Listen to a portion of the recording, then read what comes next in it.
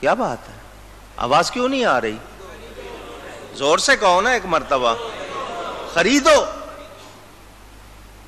میں نے کیوں کہلوایا آپ سے؟ آپ سوچیں. آج پاکستان میں آپ یوم آزادی منا رہے ہو، مگر ذرا پچھلی تاریخ پر تھوڑی سی نظر ڈالو. آپ ملکہ برطانیہ اس زمانے میں جو بھی تھے، وہ ان کے جارج پنجم تھے یا کون تھے، تاج برطانیہ مشہور، حکم آیا مولویوں پیروں کو خریدو. بہت اچھا جی. علماء اور پیروں سے ملاقاتیں کی گئیں. آپ کو کیا چاہیے؟ آپ کو 10 روپے ماہانہ ملتے ہیں، ہم آپ کو 100 روپے ماہانہ دیں گے. اس زمانے کا 100 روپیہ بڑی چیز تھا. آج سے 40 سال پہلے بھی 100 کی قیمت تھی، آج نہیں ہے. آج 1000 اور لاکھ کی بھی قیمت نہیں ہے. میں نے وہ وقت دیکھا ہوا، 100 کا نوٹ کوئی نکالتا تھا تو 2-3 آدمی کہتے تھے یار دکھانا، بڑے دن سے دیکھا نہیں ہے. اب 100 روپیہ بچے کے لیے بھی کوئی چیز نہیں. یہ چاندی کا 1 تولے کا سکہ آپ کا، یہ باقاعدہ وزن میں لوگ ناپ لیتے تھے اس سے چیزیں. 1 روپیہ عیدی ملتی تھی، بچے کو سارا دن کھاتا تھا، ختم نہیں ہوتا تھا. اسی پاکستان میں 1000 روپے تک کی بات گئی. اس زمانے میں 600 روپیہ ماہانہ اشرف علی تھانوی کو ملتا تھا. کیوں؟ اس لیے کہ دین کی خدمت کر رہے ہو. دین کی خدمت کے لیے پوچھ رہا ہوں کہ تم دین کا کام کر رہے ہو لہذا تمہیں پیسے دیں تم زیادہ کرو. نہیں، آج سے تمہیں یہ پیسے ملیں گے، اب تم نے ہمارا کام کرنا. مولوی اور پیروں کے لیے جب حکم آیا خریدو، الحمدللہ ایک بھی سنی نہیں بکا. اللہ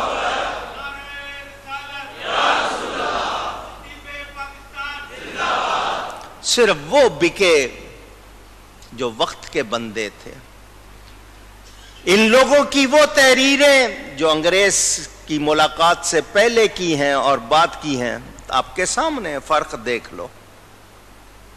یہ لوگ بکے. ان کی کتابوں میں لکھا ہوا ہے انگریز اللہ کی رحمت ہے. میں کسی پر الزام نہیں لگا رہا. مسجد میں بیٹھا ہوا ہوں، جمعے کا دن ہے. میرا مقصد آپ کو کسی سے نفرت دلانا نہیں ہے، آپ کو حقیقت بتانا. انگریز کی حکومت کو اللہ کی رحمت کہنے والے کیا نبی کے وفادار ہو سکتے؟ پوچھ رہا ہوں آپ سے. اور کیا کیا لفظ لکھے ہوئے ہیں ان کے پاس، ان کی کتابوں میں انگریز کے لیے، آپ خود پڑھ لیجئے. مسلمانوں کے لیے ایک خاص ماحول بنا دیا گیا. بادشاہوں کا حال دیکھ لیا تھا، یہ سارے معاملات دیکھ لیے تھے انہوں نے. فوج جو بنائی گئی اس میں مسلمان بھی ہیں، سکھ بھی ہیں، ہندو بھی ہیں، عیسائی بھی ہیں، دوسرے بھی ہیں. 1857 کی جنگ آزادی جس کو یہ غدر بولتے ہیں، اس کی تاریخ پڑھو. سور کی چربی استعمال کی گئی کارتوسوں پہ. مسلمانوں سے کہا گیا اس کو دانت سے کاٹو. سازشیں دیکھ رہے ہیں آپ کس کس طرح. آپ کو میں نے کہا نا اگر میں ساری تفصیل میں جاؤں اور آپ کو ایک ایک واقعہ سناؤں تو آپ کو پتا چلے. اب تو کتنے واقعات پر فلمیں بن گئی ہیں، کہانیاں لکھی جا چکی ہیں، ناول آ چکے ہیں، تاریخی کتابیں موجود ہیں. مسلمانوں کے گروہ بنا دیے گئے، لڑوا دیا گیا.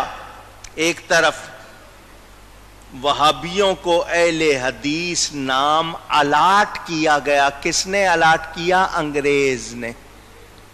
کس نے؟ کیا مسلمان کو اپنا نام انگریز سے لینا؟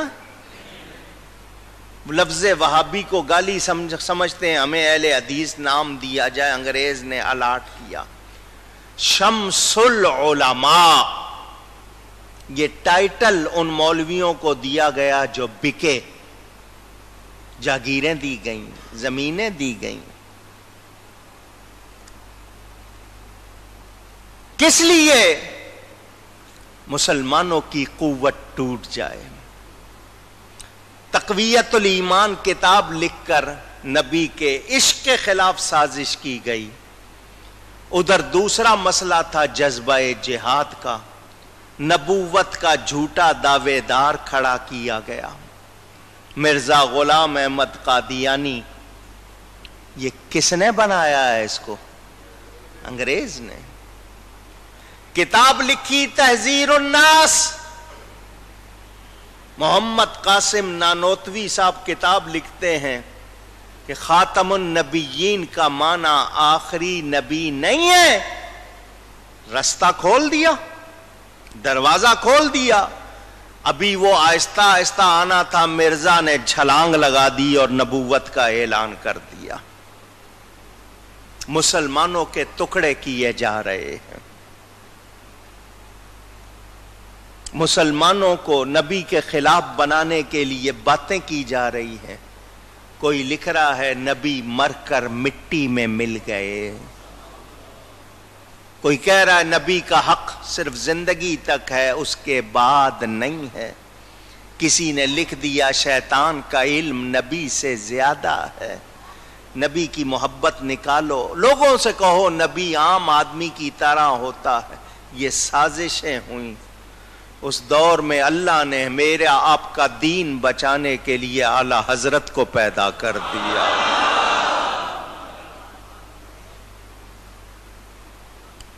وہ بمبئی, دہلی, لکھنؤ, حیدرآباد, آگرہ سب جگہ سے فتنے آ رہے تھے.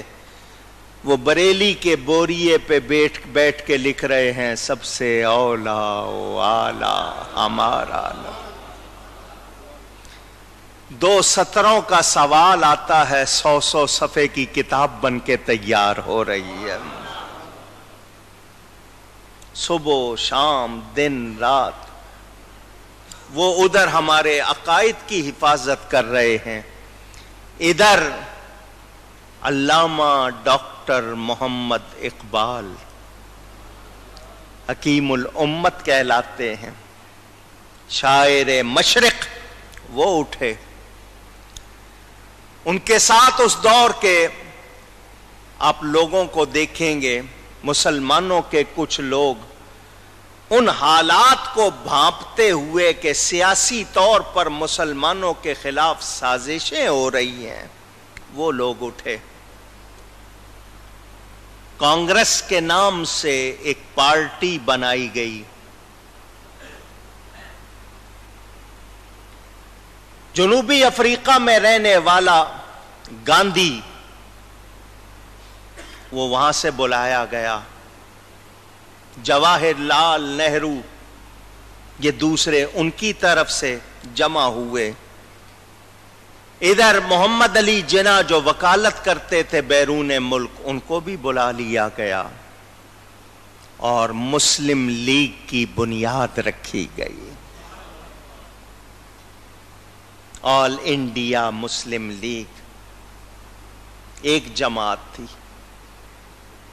ان لوگوں نے شروع میں اپنے جو بھی جتنے اجلاس ہوئے, محمد علی جوہر, مولانا شوکت علی, ادھر دوسرے لوگ بھی تھے ان کے ساتھ, بہت سارے نام ہیں, میں سب کے نام نہیں لے رہا, سب لگے رہے.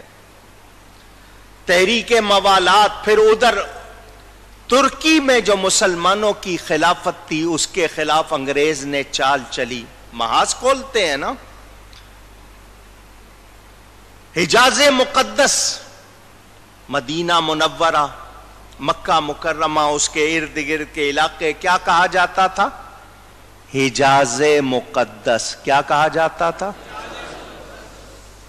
وہاں پر ترکی کے جو سلاطین تھے، سلطان تھے، ان کا سلسلہ تھا، اس کے خلاف سلطنت عثمانیہ، اوتھمن ایمپائر کے خلاف سازش کھیلی۔ لارنس آف عربیہ، پورا ایک واقعہ تاریخ ہے۔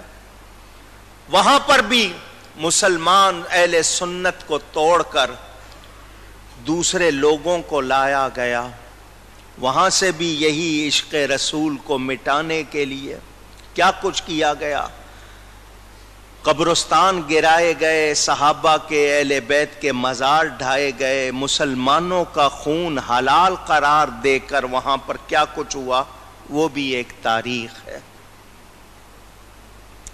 یہ جو گھیرا گیا مسلمانوں کو صرف اس لیے کہ سچا مسلمان جب تک رہے گا وہ کافروں کے خلاف کام کرے گا، مسلمانوں کو سچا نہ رہنے دو تاکہ ان کو کافروں کا خیال ہی نہ آئے، آپس میں ہی لڑتے رہیں۔ یہ تھی سازش، لڑوایا گیا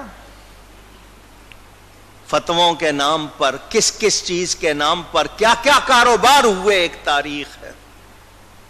مسلم لیگ شروع میں اپنی قیادت میں آدمی تو تھے ان کے پاس، مگر ان کی فکر میں وہ پختگی نہیں تھی۔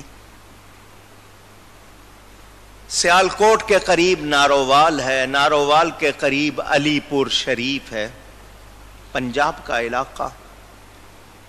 ایک روحانی پیشوا گزرے ہیں، حضرت سیدنا پیر جماعت علی شاہ صاحب، نام سنا ہوگا آپ نے، علی پوری، سادات کا گھرانہ ہے، بزرگ گھرانہ ہے۔ وہ حضرت پیر جماعت علی شاہ صاحب اٹھے اور محمد علی جناح سے ملے، اس کو سمجھا، کہا تو اکیلا کچھ نہیں کر سکتا، اگر تم لوگوں نے یہ سمجھا مسلم لیگ کر لے گی، کچھ نہیں جب تک اللہ کی مدد نہیں ہوگی۔ فرمایا میں مسلمانوں کی نمائندگی کرتے ہوئے آج سے تیری حمایت کرتا ہوں۔ سب سے پہلے انہوں نے حمایت کی، پھر توسا شریف، زکوڑی شریف، بھرچونڈی شریف، شرخ پور شریف، آلو مہار شریف، یہ تمام گدیاں، مانکی شریف، یہ سارے پیر اٹھے اور قائد اعظم سے کہا تم اکیلے نہیں، تم نے مقدمہ لڑنا ہے، تم وکیل ہو، ہم سب مسلمان ساتھ ہیں۔ ان اولیاء نے جس وقت آواز اٹھائی، بچہ بچہ تحریک پاکستان کا سپاہی بن گیا، گھر گھر تحریک چلی۔ کیا مرد، کیا عورتیں، کیا بچے، کیا جوان، کیا بوڑھے، ایک تاریخ ہے، پڑھیں۔ بات جو اس وقت آئی سامنے، اب جو میں خلاصہ کرنے لگا ہوں، میں نے یہ تھوڑی سی جھلک دکھائی۔ مسلمان کہلانے والے موجود تھے، مگر انگریز کی سازش کے لڑواؤ، چنانچہ پھر لڑوایا گیا۔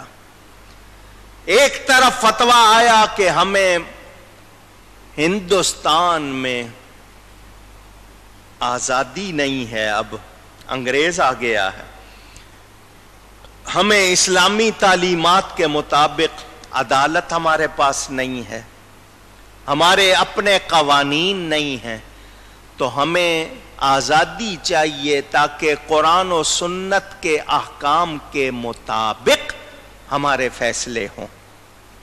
دوسرا، یہاں پر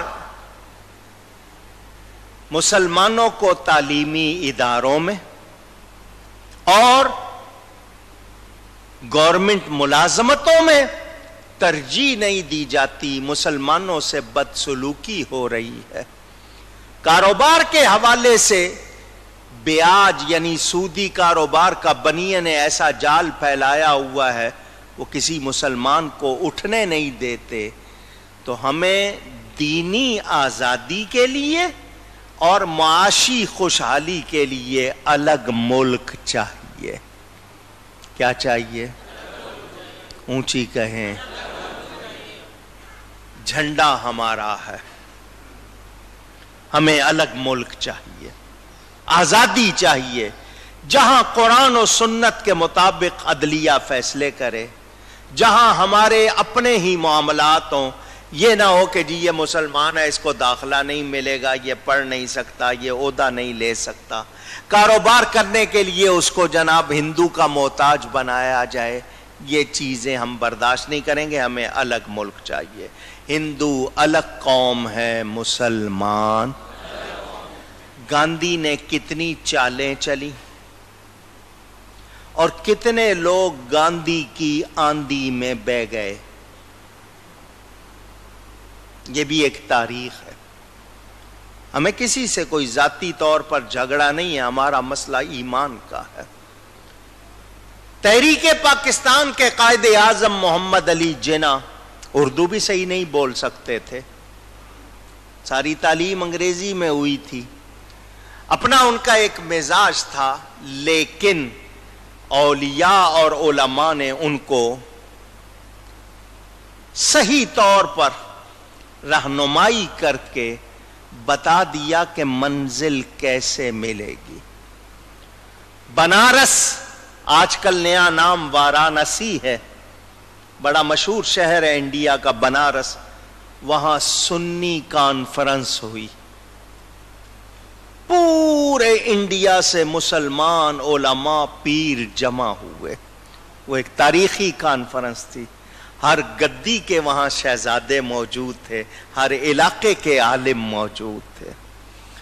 اس میں علماء اہل سنت کا یہ اعلان تاریخی ہے کہ اگر محمد علی جناح کسی وجہ سے پاکستان کا مطالبہ چھوڑ دیں یا دستبردار ہو جائیں گے، ہم سنی پاکستان لے کے رہیں گے. یہ علماء اہل سنت اور مشائخ کا اعلان. جلال پور شریف اور دیگر گدیوں سے، پیر میر علی شاہ صاحب اور دیگر گدیوں والوں نے کہا ہمارے پاس لاکھوں کارکن ہیں، سارے سپاہی بن جائیں گے. ہم نے اب پاکستان لیے بغیر پیچھے ہٹنا. اونچی. میرے والد صاحب بھی اس وقت 17-18 سال کی عمر مسلم لیگ کے اجتماعات میں جاتے تھے، نظمیں پڑھتے تھے اور شعلہ بیانی کرتے تھے.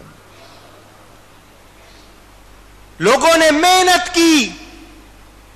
سنی علماء، کیا کہہ رہا ہوں ایک بار پھر، سنی علماء پاکستان کر رہے تھے.